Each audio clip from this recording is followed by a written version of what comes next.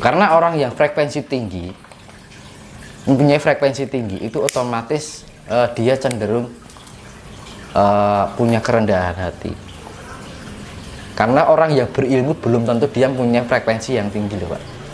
Tetapi orang yang biasa, dia mempunyai sifat kerendahan hati dan lebih membuka diri untuk menerima sebuah pengetahuan, itu justru malah mempunyai frekuensi yang tinggi. Tapi ke orang mempunyai keilmuan, merasa dirinya itu berilmu dan berkemampuan, tetapi dia merasa sombong, ego tinggi, dan dia merasa benar dengan apa yang ia jalani dan ia yakini dan ia ketahui, itu justru orang yang frekuensinya rendah.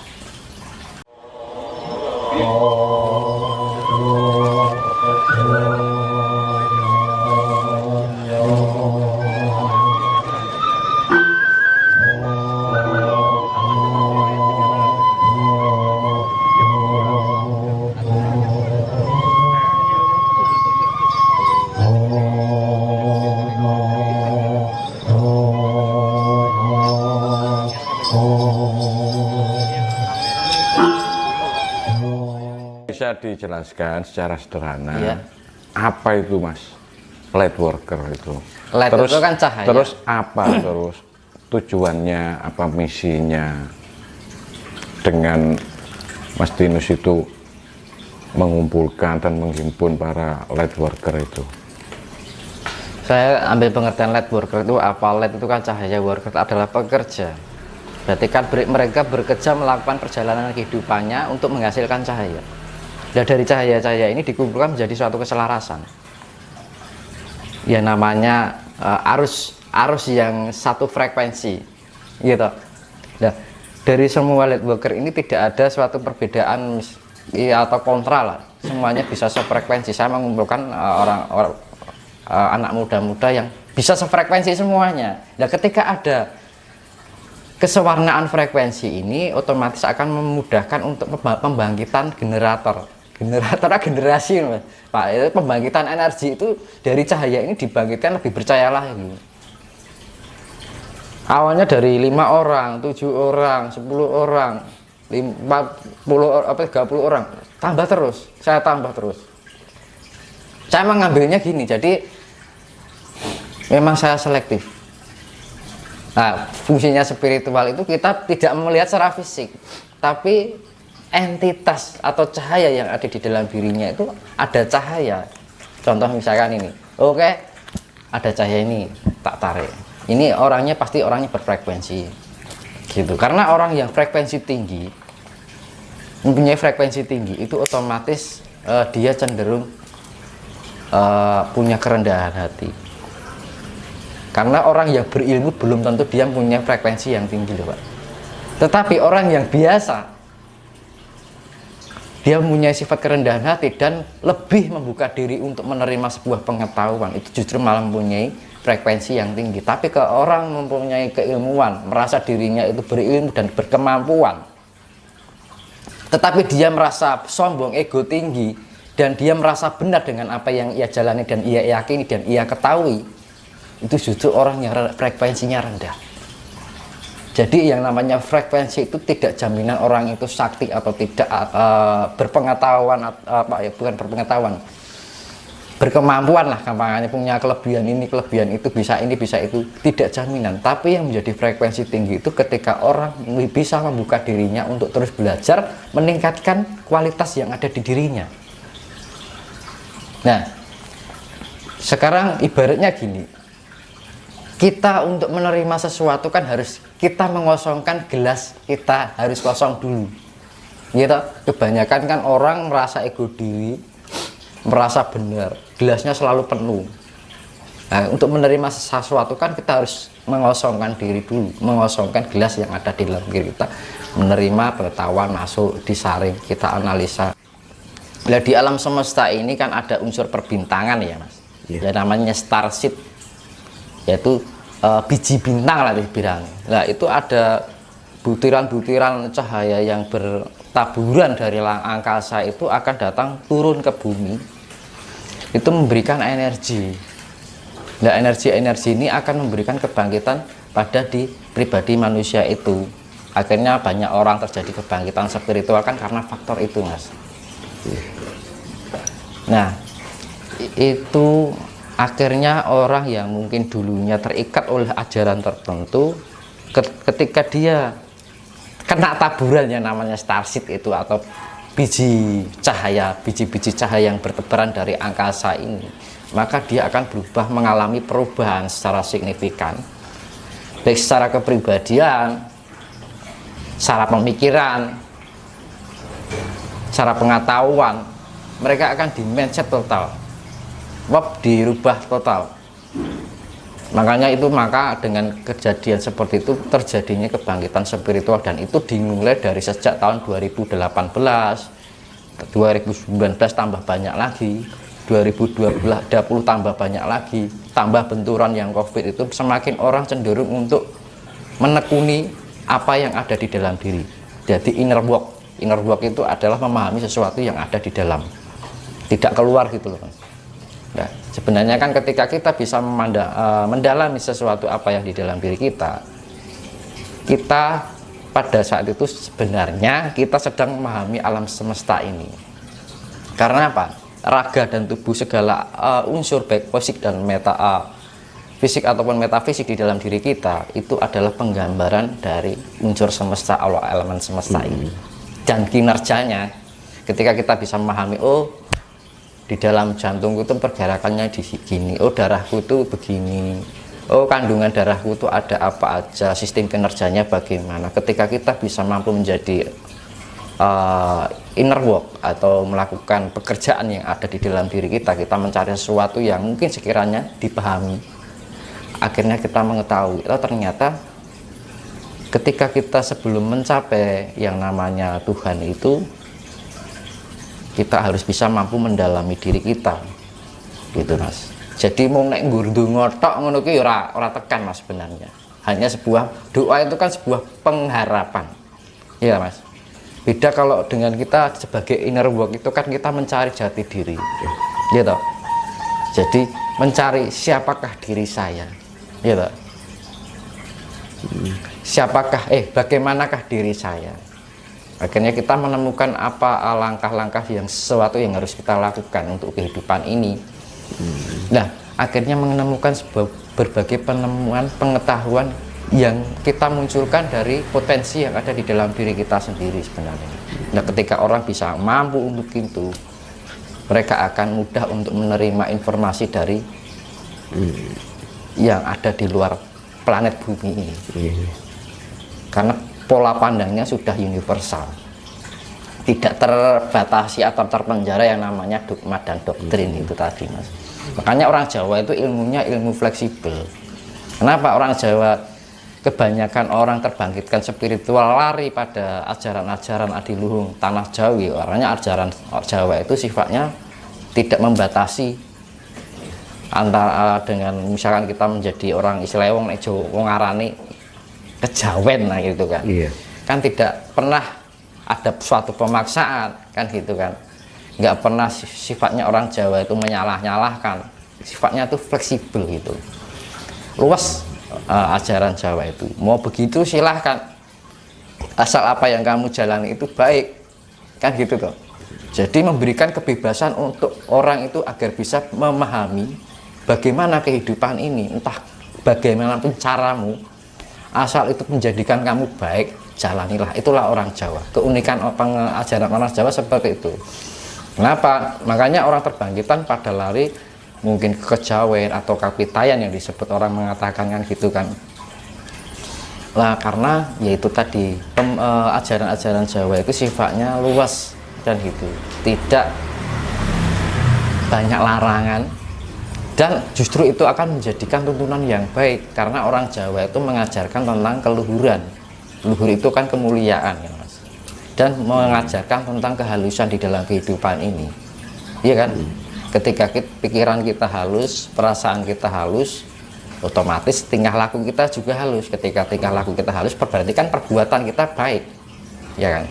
Nah itu sebagai karena orang Jawa itu mengetahui dengan benar bagaimana esensi dari sifat ketuhanan itu yang sebenarnya. Makanya tidak pernah orang Jawa itu selalu meributkan tentang istilahnya nggak ada keracuan di dalam kebenaran. Ibaratnya kan makanya di dalam semboyan Majapahit yang dibuat oleh Hayam Wuruk Tanhana ya, Bhinneka Tunggal Ika Tanhana Dharma Makwa kan gitu kan. Nah artinya itu walaupun berbeda-beda tapi tidak ada kerancuan di dalam kebenaran. Jadi orang itu tidak berebut tentang kebenaran, tapi memberikan kebebasan untuk mencari kebenaran, ya kan? Mau kamu jalan ke sana, asal kamu menemukan kebenaran, it's okay kan gitu loh. Kamu mau jalan ke sana, kalau itu kamu menemukan kebenaran, oke. Tetapi ajaran-ajaran yang istilahnya berkembang di zaman sekarang ini hanya itu tadi, mempersempit wawasan kita. Seharusnya kita itu bisa melangkah dengan luas dengan adanya kehidupan ini. Akhirnya kita kayak terpenjara. Seakan-akan ketika kita keluar dari ajaran itu dianggap salah, dianggap itu orang yang berdosa, ya kan? Iya. Nah, makanya kita mulai kembali kepada ajaran yang namanya ajaran keluhuran tanah Jawi. Kembali pada budi pekerti tanah Jawi, karena yaitu tadi pemikiran orang Jawa itu tidak sesempit seperti itu. Nah makanya dulu Jawa itu di zaman masa kerajaan Majapahit pemikirannya itu justru lebih luar biasa. Sekarang gini, Majapahit bisa menguasai dunia, ya kan? Dermaga dan kapal-kapal dari Majapahit itu menguasai dunia, ya kan? Makanya kan ada lagu nenek moyangku seorang pelaut. Nah itu kan ada kan. Nah, leluhur kita dulu para pelaut yang menjelajahi dunia. Nah gitu, sehebat itu. Nah kenapa sekarang menjadi seperti ini? Nah ini yang menjadi PR buat kita. Kenapa gitu kan? Dan selama ini kita hanya terbawa dogma dan aturan yang dinamakan, kalau secara non fisiknya itu adalah doktrinisasi, ya kan? Secara fisiknya adalah perekonomian yang namanya kapitalisme itu tadi, politik ekonomi dan politik keagamaan. Jadi secara non fisiknya politik keagamaan lah, yang satunya politik perdagangan. Makanya dulu penjajahan itu awal mulanya dari orang yang berdagang menuju ke Nusantara, ya kan? Tujuannya berdagang, ya kan? Lah secara fisiknya seperti itu, penjajahan yang secara fisik. Dulu kan di belahan Jawa bagian utara, daerah Gresik, daerah Pati, Wono, daerah Semarang, Cirebon, itu kan banyak orang pendatang dari luar Nusantara untuk berdagang di Nusantara, dan mereka juga belanja karena Nusantara itu penuh dengan rempah-rempah zaman dahulu kan. Banyak kekayaan dari Nusantara ini, beraneka ragam buah-buahan, makanan, jenis rempah-rempah yang tidak ada di negeri mereka, gitu mas. Nah dari awal mula seperti itu, akhirnya tahu bahwa Nusantara atau Pulau Jawa ini begitu luar biasa, ibaratnya itu kayak surganya dunia, apa-apa ada, tersedia gitu loh mas, secara sumber daya alamnya gitu kan.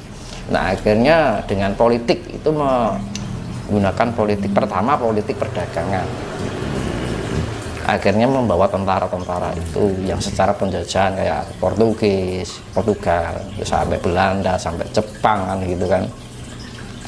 Akhirnya itu yang satunya dari politik agama, gitu. Penyebaran. Awalnya semua dari berdagang mas di situ. Tapi mereka karena melihat Nusantara itu begitu sangat luar biasa dan bagaikan surganya dunia, ya akhirnya mereka berusaha untuk bagaimana menaklukkan tanah Jawa atau Nusantara ini.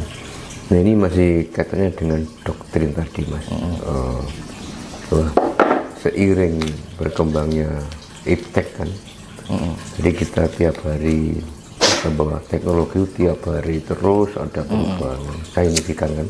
Nah apakah di masa depan nanti doktrin-doktrin agama itu akan ditundukkan oleh kemajuan iptek, dan bagaimana nanti ke depan agama itu nasibnya? Apakah nanti akan ditinggalkan oleh pengikutnya atau seperti apa?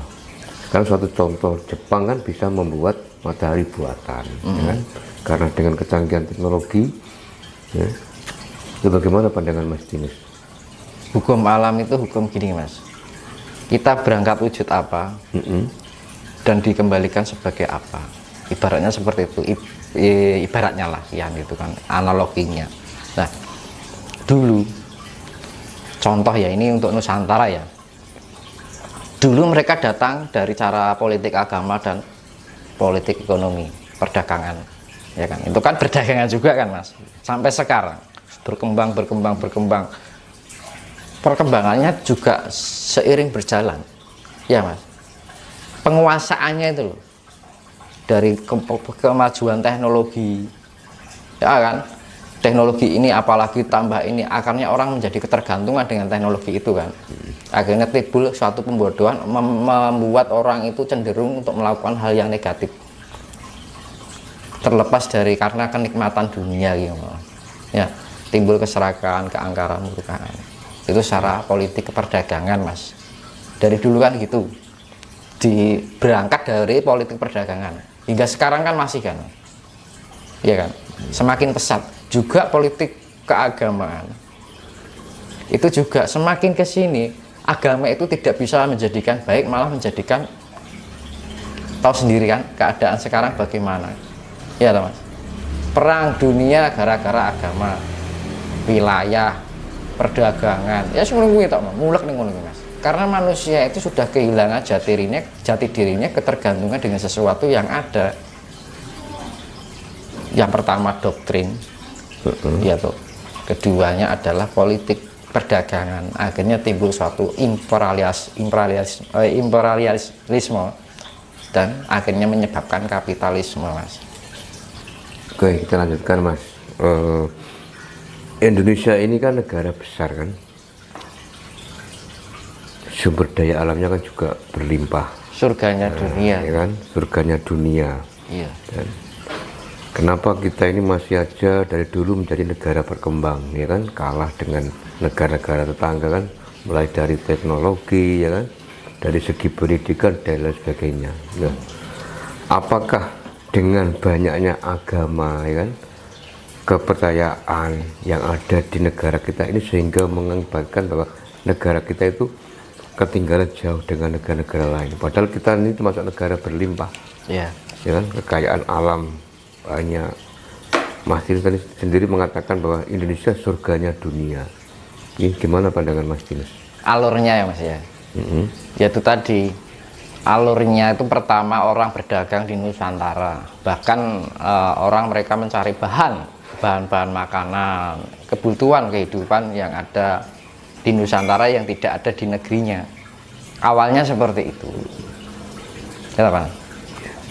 Nah, dikarenakan mengetahui begitu luar biasanya sumber daya alam yang dimiliki oleh Nusantara, khususnya tanah Jawa juga, mereka berpemikiran untuk berusaha menguasai tempat wilayah yang dimiliki oleh Nusantara ini.